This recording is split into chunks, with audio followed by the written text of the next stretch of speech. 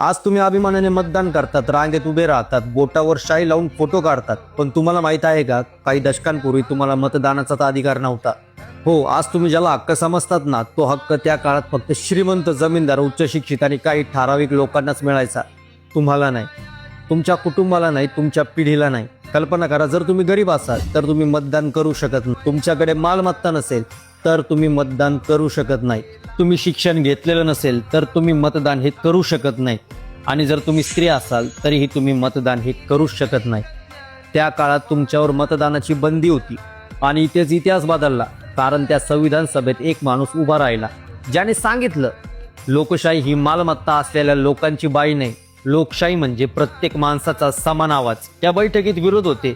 गरीब तयार नाहीत, अशिक्षित लोक चुकतील, खालच्या वर्गाला जर मतदान दिलं तर गोंधळ होईल. पण त्या एका महापुरुषाने तिथं युद्ध केलं.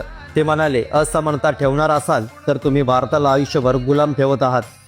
शिक्षण नसणं हा गुन्हा नाही, पण मतदान न देणं हा अन्याय आहे. प्रत्येक नागरिक, जात, धर्म, पैसा, लिंग काहीही असो, त्याला मतदानाचा अधिकार मिळालाच पाहिजे. त्या एका भाषणाने भारताचा इतिहास हा उलटा झाला आणि शेवटी आंबेडकर जिंकले, म्हणजेच भारत जिंकला. 1950 पासून प्रत्येक भारतीय नागरिकाला, तुम्हाला, तुमच्या आईला, वडिलांना, तुमच्या आजीला, आजोबांना मतदानाचा अधिकार मिळाला. तेही कोणत्या अटीनं नाही, कारण तुम्ही भारतीय आहात एवढंच पुरेसं आहे.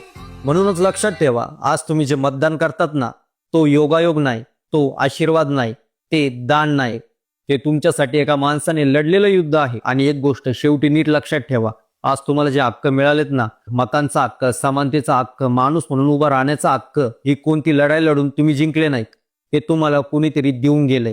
कारण एक माणूस तुमच्यासाठी तुमच्या जन्माआधी अन्यायाशी, राजकारणाशी, सत्तेशी, समाजाशी युद्ध करून गेले होते आणि त्या माणसाचं नाव